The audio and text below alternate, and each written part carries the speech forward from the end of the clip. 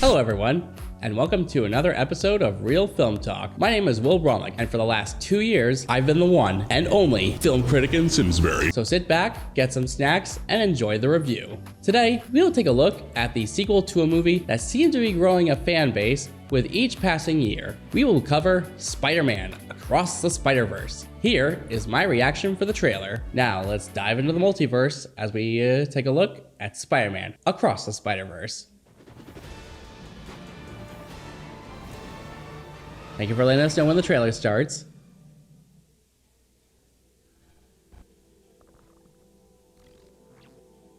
Whoa, man, so many colors.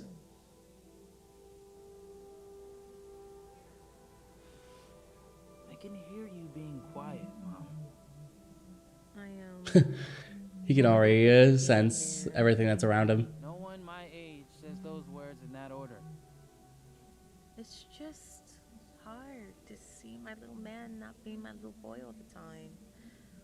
Yeah. For years I've been taking care of this little boy. Oh, little flashback there.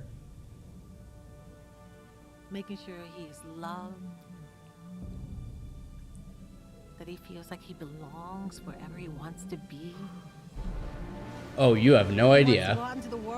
That probably was my favorite shot of easily the whole movie from Into the Spider-Verse. And what I worry about most. I love you, Miles. Like, hey, here's some money. They won't look out for you like us. Miles! Want to get out of here? Wherever you go from here, you have to promise to take care of that little boy for me. Make sure he never forgets where he came from. That's a lot of spider people.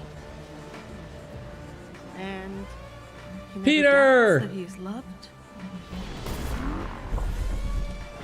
And Because he Jessica never Drew. lets anyone tell him that he doesn't Miguel O'Hara. belong there.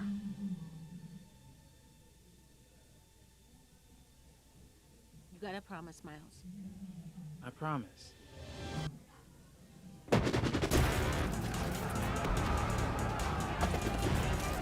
Oh, it's a lot of spider people attacking. We are supposed to be the good guys. We are. All of a sudden I can just hear Oscar Isaac in like a Batman type voice. We are.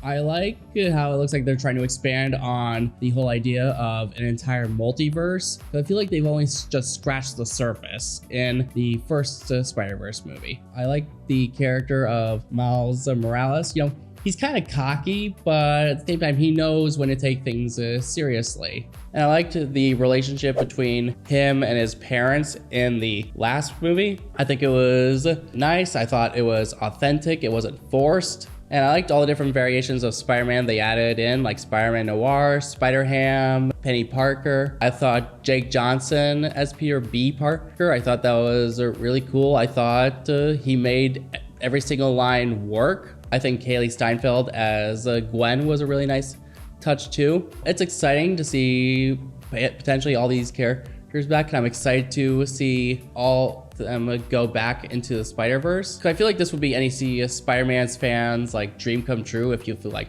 read the comics or played the video games, or if you've watched the cartoons, or just any variation of Spider-Man. I feel like it would be in this movie. I haven't really gone into Spider-Man 2099 all that much, but I know enough to know like what his story is like. I'm very excited to see what this movie has to offer. I know I say that a lot. I hope it does live up to the hype as the original or the other one, because I think a lot of people would agree that the first movie was kind of a surprise, considering the last, I guess you could say, big budget movie that Sony Animation gave us was the Emoji Movie, and that was panned left and right by critics and audiences. And to know that Into the Spider-Verse ended up not only doing a lot better, but ended up winning an Oscar for Best Animated Picture, beating out Incredibles 2, might I add. I think that really pretty much sets the standards for what not just an animated movie, but a comic book movie could do as well. And also it's made by two of the people that were involved in this were Phil Lord and Christopher Miller, who helped make the Lego Movie, which was also a surprise smash hit. So anytime there's a property with them involved, I'll definitely go check it out. So I'm gonna go see this movie, and I will give you guys my general thoughts afterwards.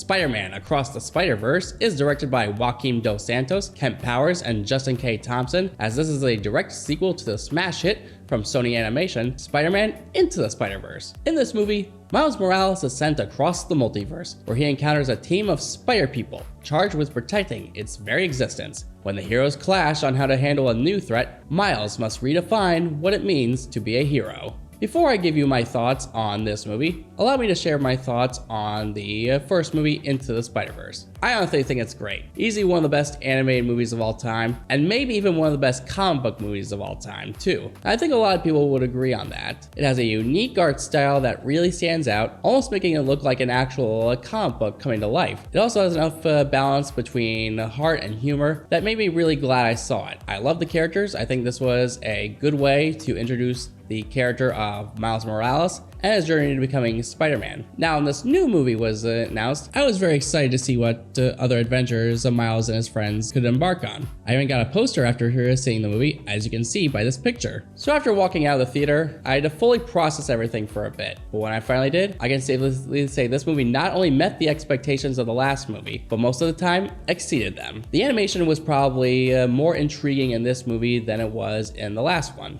And Into the Spider-Verse, it was animated without using motion blur, but instead used an older technique of 2D animation called motion smearing, which was a scene in the Looney Tunes short The Dover Boys. It felt more like a comic book, but this new one really expanded on it. The backgrounds change colors at almost every scene, and the colors are dripping off the screen, both figuratively and literally. It was also nice when we do get to the Spider-Verse, and we meet all these different variations of Spider-Man. If you're a diehard Spider-Man fan, then you'll probably be satisfied watching this. The designs of each of the Spider people are unique and very creative that you'll easily remember them just by their design alone, or maybe even by their personality. I also liked the design of the villain that's introduced in this movie. It's simple, and it seems like it's just another throwaway villain, or a villain of the week, as they call it. But it's more than just that, and it creates a huge problem for the heroes as they try to figure out how to handle this new enemy that threatens everything they know. Let's now take a little moment and talk about the voice acting. It's really good. Plain and simple. Shamik Moore, who voices Miles, is as good as he was in the last movie, if not better. In this movie, I really feel like we see a growth in Miles' character and his journey into being New York's new masked hero. While everyone else did a great job, I think one performance that really stood out was Oscar Isaac as Miguel O'Hara, aka Spider-Man 2099. He comes across as really intimidating and angry, but you sort of understand why he's like this, as he's trying to maintain everything he's been working to keep under control. I also like the idea of introducing an element of Spider-Man's story that involves a certain character. I won't say what it is since it involves spoilers, but I think it was a really interesting touch, and I'd like to see more of it featured. The movie also features a lot of cool hidden details throughout the movie. They reference the previous Spider-Man properties, and there are a lot of cool Easter eggs and cameos spread around that put a big smile on face, almost making me feel nostalgic. There's even one surprise cameo that, again, I won't say due to spoilers, but it blew my mind as it did with my whole theater, I believe. This movie is also easily the most intense and perhaps the darkest of the Spider-Man movies. In the first few minutes, you really feel the weight and the emotion that some of these characters go through, and it hurts knowing the pain that some of them have to carry for a majority of this movie. I really like how they expanded on Gwen's character and give us an idea of why she is who she is and why she's put up all these barriers prior to meeting Miles and the others. One other thing I should probably mention, this movie is an estimated 2 hours and 20 minutes, making it the longest animated feature film yet. But it didn't feel like that, as I was invested from the first scene to the very end, making me want more. With all the praise I've been giving this movie, you might be thinking this is my favorite movie of the year. And yes, it is.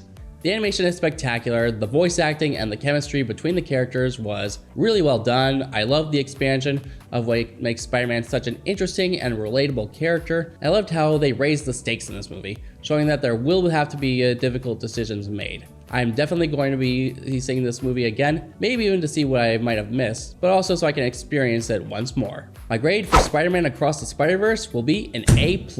Thank you all for watching this review. I hope you all enjoyed it. The next video coming your way is a special one, so stay tuned. Until next time, this is Will Braunlich, and I will see you at the movies. Save a seat for me.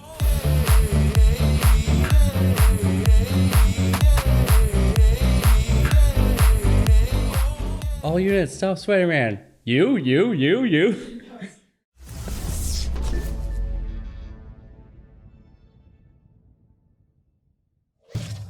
Funding for Simsbury Community Television is provided in part by contributions from viewers like you. Thank you.